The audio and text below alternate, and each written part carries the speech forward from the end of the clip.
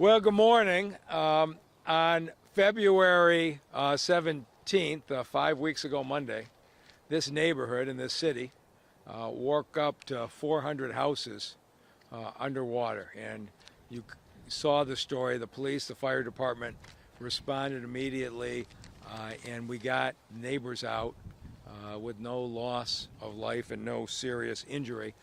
Gary Brown, at the time, promised that everything would be done in 6 weeks, which I didn't think was the smartest political thing I ever heard anybody say. But we're 5.5 weeks later, and I'm proud to say that the team has done it largely because of the help of about a dozen community groups who dramatically sped up this process. So let me give you the hard numbers. We are beyond the 90% completion rate on everything. We had at one point 260 families in hotels. We're now down to 15 families in hotels.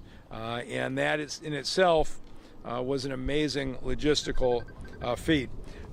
We have replaced now 125 furnaces and 126 hot water heaters in these homes. We have fewer than 5 of each still to be completed. What is stopping completion is exactly what we predicted. There are a handful of houses that had circumstances that needed a lot more work. We fixed hot water heaters, turned on the plumbing, and found out there were problems in the lateral sewer lines in the backyard in a couple of houses, and so we're going in and replacing those lines. We had 4 or 5 houses where we tore out damaged drywall in the basement from the flooding, and when we did, found either asbestos or lead behind it. And so we had to bring in asbestos and lead abatement folks before we put the new drywall back up. We've got one house where the pipes froze and broke through the ceiling. We are repairing those ceilings. We expect to have all of this done by next week, the last of the houses, and the people have been remarkably understanding as we've gone through item by item. You're going to get a chance to hear from some of the neighbors as well as a representative of the community groups. We set up an emergency phone line for repairs, and that phone line is going to be discontinued on Sunday. If somehow in the last 5.5 weeks you had repairs and we have missed you, the number is 877-311-3664. But Monday, that emergency repair line is shut down, and we will be wrapping up the handful of houses that still remain. The next stage we're going to is the claims. We're writing checks for people for lost dryers, washing machines, items in the basement, and the like. Again, the community groups have been tremendously helpful. You have until Tuesday, 45 days by law after an incident occurs, to file your claim. Now, remarkably, of the 400 houses, we already have 378 claims filed. And when you think about the language issues, the challenges in this community, to have 378 claims already in is remarkable. You have until Tuesday to file claims that we haven't gotten to you. And I'm pleased to say that of the first 378 claims, we've already followed up with 75 of the families getting documentation, and 12 have gotten their checks. So over the next 6 weeks, I expect us to process all of the claims. And I will say this, Gary Brown's taken grief from a number of cities around the state who, when they had water main breaks, did not have their city come in and move people to hotels and replace furnaces and the like. You have covered those we have handled quickly, and you have covered some of the ones who at first slipped through the cracks. But I want to talk about what a dozen community groups did. There is no way we are standing this kind of success if it were all city agencies. You think about 206 families spread across 5 hotels in a number of different cities. And you had people working at 2 different jobs. We had families where 2 or 3 children were going to 2 or 3 different schools to arrange the transportation. Then we found that everybody wasn't coming home from work at the same time. We had to arrange the meals in a way that we hadn't anticipated. We had people with medical issues. And I think we ought to be candid. We had some trust issues at first. When this happened, it was a time of especially high anxiety in the immigrant community, and folks weren't exactly sure who was knocking on the door. The only way this response happened was because trusted groups intervened. And I just want to talk about each of them right now and just mention their names and thank them for what they did, because they dropped everything else that was going on and have been up and down these streets with food, with clothing, with rides, with assistance. But I want to say thank you to LaSed, to the Detroit Hispanic Development Corporation, to Frank Venegas and the Ideal Group, who has adopted this neighborhood, Southwest Pride, Urban Neighborhood Initiative, Detroiters helping each other. I think we're going to hear from a representative of that group right now, the Southwest Detroit Business Association, a volunteer named Jessica Avila, who just showed up in the neighborhood and stayed day after day helping out, Maria Salinas and the Congress of Communities, Santos Church, Mipu Dare, and Councilmember Gabriela Santiago Romero. When you have all of these folks working together, and every time they ran into somebody who had a problem that we hadn't anticipated, we immediately stepped in. And of course, I don't want to forget Jimmy Rios, the plumber, who has become quite famous. And Jimmy has been free to share with me personally every time we miss something. But he, I think, came to understand that we knew his heart was in protecting the people in this community, and we responded quickly to many of the issues. It's been really an extraordinary experience. And so with that, I want to take time now to turn it over to the person who has been managing the overall response on a day-to-day basis, our Detroit Water and Sewer Director, Gary Brown. Thank you, Mr. Mayor. And yeah, I was a little concerned when I said 6 weeks, but you know, my staff, who is just outstanding, some of the best in the country at doing this work, always jumps in and makes it happen when I make these bold statements. So I want to thank all my staff. Most of them are here. I'm not going to go through them by name, other than one person, which is Dominique, who is the project manager and who's been on site for 7 days a week managing these contractors day to day. So I want to thank her and all the rest of the folks at DWSD that have stood her up. This could not have happened had the mayor not immediately negotiated with the Great Lakes Water Authority a 50-50 split of the cost. We've all done these type projects when we're trying to get money out of FEMA or you're trying to get money out of the state, but we got a deal struck day one, and we were able to put contracts in place immediately to get this work done. So I want to thank him for making that happen. With regards to the water main break, the 54-inch water main break is completely repaired. As you can see, the street is open back up, and once the asphalt factories open up in the next couple of weeks, the street will be repaired and it'll be like it never happened. So we want to thank the Great Lakes Water Authority for jumping on that and getting it done in record time.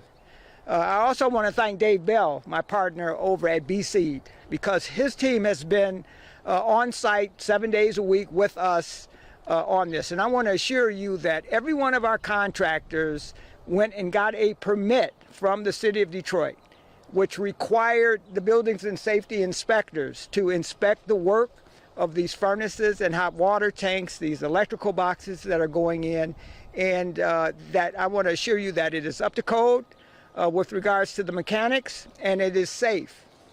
And I also want to indicate that we're going to be able to provide a 1-year warranty on all of the work that we did, and also on the appliances and internal plumbing and electrical work of the houses that we worked on. We're going to be working, negotiating with the American Water Works Association to provide warranties to folks in this area to make sure that going forward in the next year that all the work that was done has a warranty so that if anything goes wrong, they can be assured that it'll be taken care of. So the claims process, again, we've gotten more than 75 claims completed this week. If we stay at that pace, it's a 45 to 60 day process. As fast as we can get the documentation in that we need to verify the claims, we will get those claims settled in very quick order. And I think you'll hear a little bit about that from some of our guests that are going to speak after me. With that said, I guess we could turn it over to some of the community people to speak to Antonio. Thank you, Gary Rahm. My name is Antonio Moore Mills. I'm the Deputy District 6 Manager here with the Department of Neighborhoods of the Mayor's Office. Since day one, the most important thing to us was to make sure we were making sure that the residents were safe and get through completion of this process, and to hear them out to make sure that we got them step by step, communicating with them, make sure they had every need. And we wanted to make sure that everyone was able to hear their story. So we have a few that are here to speak today that want to give their experience to this date. So first we'll have is Manny Cuevas and his wife, Miss Deanna Dooley. Hello. I just wanted to say the mayor through this whole process has actually been amazing. We're already back in our houses. My furnace has been replaced. My hot water tank's been replaced. They've cleaned, sterilized my basement. They're down there right now. All the noise at the end of the block, they're replacing all the electrical in my basement, fuse box, everything. They put us up in hotels. It was amazing. The kids loved it. It was like a mini vacation. The process is going fast. My claim has already been submitted. They've contacted me. My check's already in the mail. My vehicles, they sent me the paperwork today. My check will be in the mail shortly for that. They have taken care of everything that he could possibly take care of for us. When we woke up in the middle of the night, none of us knew what we were going to do. But within 24 hours, we all felt safe again. We weren't whole, but we were safe. At this point, most of us are whole again in our homes. So, I mean, honestly, it's been kind of a different ordeal, but it hasn't been a bad ordeal thanks to the mayor. He has taken care of us very well. The water department taking care of us very well. With the situation that happened, I couldn't ask for a better outcome, if that makes sense. They are still in the process. They're working on a few things. I still have, like, my porch needs to be done, odds and ends, but our homes are all safe. Everything is working, and we do, again, have our lives back to almost normal. We feel privileged again. Yeah. Tell us how bad your home was in the beginning and how worried you were. Oh, I live 3 houses off the corner. Every minivan up to the dashboard, everything was gone. I'd come out to work at 3 in the morning to go to work, and the water was already this deep. Like, How is it now? oh, it's perfect. My basement's been cleaned. Everything's been cleaned. They've cleaned everything out. Furnaces installed. Hot water tanks installed. Passed all inspections already. Everything's great. It's good. They got everything up and running. I can't complain. I lived in my house 20 years, actually. That sounds kind of stupid, but y'all helped me clean out 20 years worth of stuff out of my basement, too. So it kind of worked out for me a little bit. You know, I'm one of the moms who saved every little macaroni art picture. So it kind of worked in my favor a little bit, you know. It helped me a little bit as well, so. I got my basement back. And then I guess, Jerry? Next, we're going to bring up Jerry Reynolds, who is also a resident here on Rowan Street. Thank you. Appreciate you. Hi, I just want to say we're blessed. We're thankful for the city. We appreciate everything the mayor and the water company's done for us. We are as well back in our home. That day was, you know, a little devastating, but we took it on the chin and rode with the punches. The city's definitely been doing everything that they got to do. Our furnace is done. Our hot water tank's done. We still got a little bit of work that we need done, but like I said, we're just rolling with the punches. Everybody in the city's been great. We want to thank the mayor, thank the water company, thank all the volunteers. If it wasn't for you guys, we don't know what we'd have been doing, you know. It was devastating, but now we're blessed, back on track, so. That's an amen all the way around.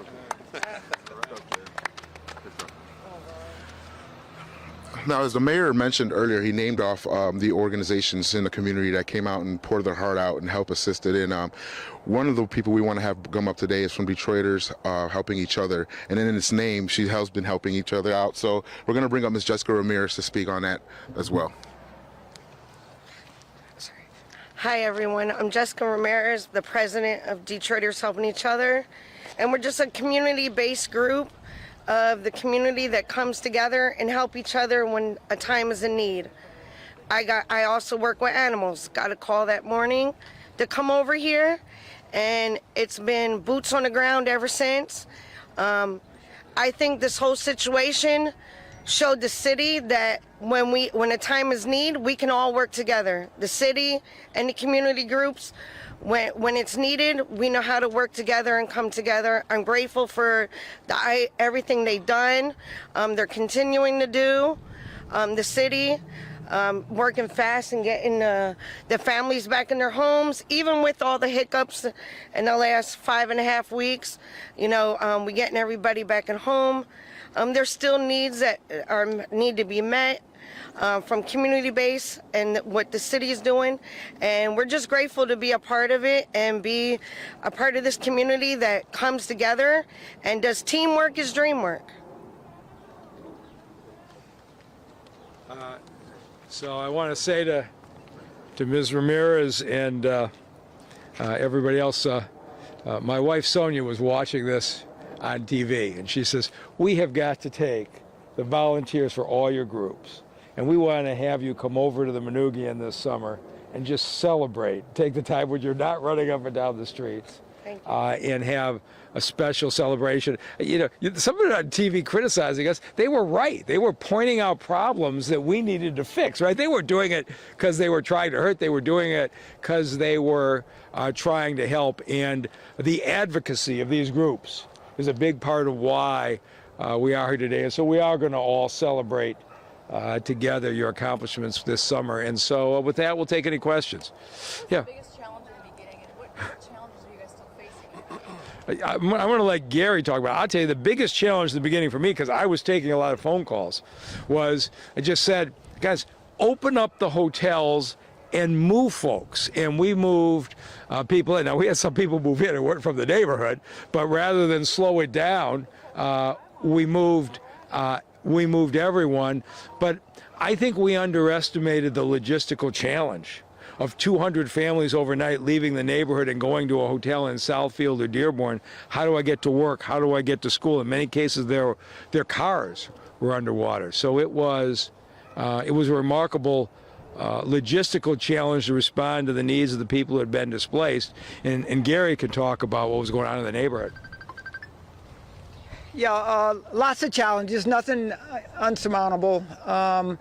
Obviously, the language barrier was an issue, but the community stepped in with interpreters that solved that problem pretty quickly. You all remember the old movie, maybe it's still on, This Old House? Well, that pipe was 93 years old, and so are these houses. And when you open up the walls and you start doing projects in houses that are 93 years old, you're going to find unexpected events that have to be taken care of. But I'm just surprised that there weren't more. There are about a handful right now and a punch list of things that still have to be done. But we got most of the main work. We got heat into the homes very quickly. We got the plumbing issues addressed. We got the electrical issues addressed so people could get back into their homes and get back to their daily lives. So there wasn't anything that stomped us other than the homes being 93 years old and finding unexpected things when you open up those walls. We're getting to the end of the claims process. Do you have an estimate for what we expect those damages will cost the city? Not at this point. It's a little too early, but early next week we should have a number. Can you talk about how that $6 million appropriation of surplus funds that the council appropriated like last week or something, what that's going to do? How that's helping? Yeah, I'm not sure that they appropriated $6 million to this project. This project is being financed through DWSD's budget and through the Great Lakes Water Authority's budget. They may be dealing with some of the hotel and food and transportation issues, but those I'm not aware of. Yeah, except for emergency relief. Yeah, that's what they're talking about. Those are hotel, food, transportation, things of that nature. I know you guys are talking about that phone number being shut down. What if people have issues? Yeah. I know you have a warranty, but it's a year. Yeah. How do people get in touch if it's an emergency or non-emergency? Yeah, DWSD's website is one good way to do it. We also have 60 people that answer our customer service representative phone line. They can contact us there. The emergency line was put up for just that. While the emergency was going on, the emergency is now over. The claims process, we want to overemphasize. You have to file the claim by April 3rd. It's a statutory requirement in order to benefit. We want to make sure that everyone that is entitled gets the dollars that they need. Can you talk a little bit more about the aspect of claim for this?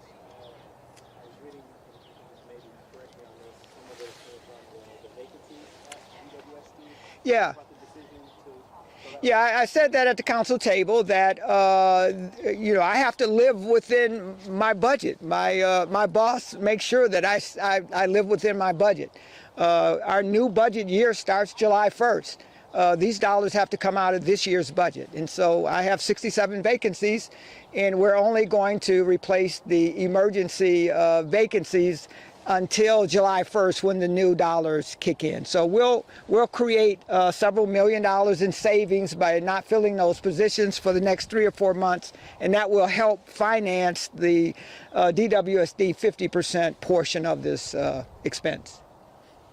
Can you clarify if there's any parts of claims that are being denied at this point, certain aspects of the city is determined, the city of Leland is determined? Yeah. Cannot cover? Yeah, sure. Well, there were more than 30 claims that were made, and people didn't realize you have to live within this project area. They were from outside the city of Detroit, far outside of this program, so those claims obviously will be denied.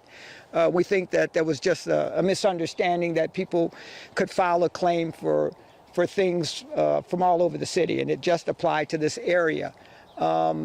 Other than that, we're too early in the process. I'm sure that I've given the Mackinac claims adjusters a very liberal amount of money that they can negotiate with without even coming back to DWSD, and that's why you hear that some of the claims have already been approved and are managed, and we're going to be very liberal in our approach to approving these claims. And just a point of clarification, you guys were talking about the law and the 45 days. It was my understanding that law applied to sewage issues, not to a clean water break. Is there any leniency people might see if they can't make that deadline in April? It's something that I can go back and talk to our lawyers about to make sure that we're within the law. We're going to follow the law, the statute. I don't know it by heart, but we'll follow the statute. And again, we're going to make sure that we flood this neighborhood with the information to get the file claim by April 3rd so that we can bring some closure to this project. Is there any limit on like an individual claim, how much somebody could be eligible for? No, it has to be personal property or real property, but other than that, there's not a limit. I've seen some pretty high numbers. Can you say like what the highest would be right now? More than $100,000 for some personal property. Can you talk? I mean, it sounds like the city doesn't have any legal liability to do this, but you're doing it out of some altruism. Can you talk about? No, I don't think it's altruism. I think that you're right. We could have, there's mechanisms of governmental immunity that could have been imposed, but we did it because it was the right thing to do. It's really as simple as that. It wasn't altruistic. It was the right thing to do to make people whole and get them back into their homes as quickly as possible. Had we not done this, there would have been guaranteed class action suit. And we would have said Gliwa has had responsibility for these pipes for 10 years, and it's their fault. And Gliwa would have said the city built the pipes 93 years ago, and they own them, and it's their fault. We'd have been years in litigation pointing the fingers at each other, and it wouldn't have done these neighbors any good. And so I got the GLEWA leadership together with the DWSD leadership and said, let's skip the years of litigation. Let's split it 50-50. Let's go. I'm not aware of another case where that's happened. We could have tried a FEMA process, given what's going on in D.C. I don't even know if FEMA is going to exist. And people could have been stuck 4 months. So it was just the right thing to do. Whether it'll create precedent for any other cities, any other times, I don't know. But it was the right thing to do. What's Yeah. the biggest thing you guys learned from us? I can tell you, if I could do one thing faster, I would have gotten the community groups more integrated into Now our you have my response information. earlier. When Right. you need it, you reach Right, out. right. And I'll use my big mouth. Right. And I'll round up all the Right. other groups. But it took us a couple of weeks to get coordinated, right? Yeah, it And did. so I wish we had moved faster to do that. But I don't know, Jessica. You want to talk about what else we could have done better? You want to add? What did you first see? What did you first notice when you got involved? Well, when I first got here, I originally got called about the animals because that's what I primarily do. And I was over on Beard. And we just set up for the first 4 days. The first 24 hours to me and the community groups, my street team that's here, was the language barrier. A language barrier is a big issue. And and making sure they knew where they was going. You know, the first we need to come up, in my opinion, we need to come up with a better emergency plan for stuff like this with the community. Like, get your the city, come with your trusted leaders from your community groups, make up a plan. If something like this happens again, we have a solid translation team. I can name Miranda, Veronica, Jessica, Erica. They was phenomenal out here in these streets, doing translation, helping with everything. We need to have a better, solid team. That's my opinion from doing this in this community for 14 years. We just need, for the first 48 hours, it needs to be a better communication where maybe we make a street team with the city for emergencies like this. Any other questions? Go ahead. So just now that you're moving forward to another phase, is there any reflection back on the morning of, any investigation into the time frame it took to get people out here to get the water down? You know, this is a hard thing to explain. The street we're on now, the pipes on the neighborhood streets are managed by DWSD. It is the huge transmission pipes that are managed by GLEWA. And normally when they break on a major mile road. And so when the folks first got here, they didn't appreciate that this was a GLEWA pipe. And so I think we've learned since that if there's this much water coming out, let's get both agencies out here at once. But I was here. I mean, the response. We will never forget the family that was brought out in the front loader. It was the emergency response, I think, was flawless. But I think now GLEWA and DWSD will probably respond even faster at the first signs of the water running. Now, I can tell you, in 2014 when I started, if there was a water main break, DWSD worked from 8 to 4. If the water broke at midnight, they'd come into the office at 8 o'clock in the morning and then would head out. One of the first things we did was put a 24-hour DWSD response crew out, which helped in this case enormously. And I think GLEWA is now starting to appreciate the value of that as well. Just finally, could the residents please spell their names for us? Go ahead. Deanna Dooley, DEANNADOOLEY.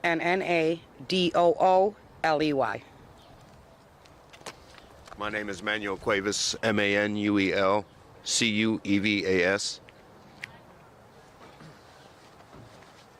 Jerry Reynolds, JERRYREYNOLDS. Go ahead. Jessica, JESSICA, Ramirez, RAMIREZ. All right. Thank you all. You've done a tremendous job, all of you in the media, covering this and bringing problems to light for us. And I really appreciate the hours you spent out here, too. So thank you very much.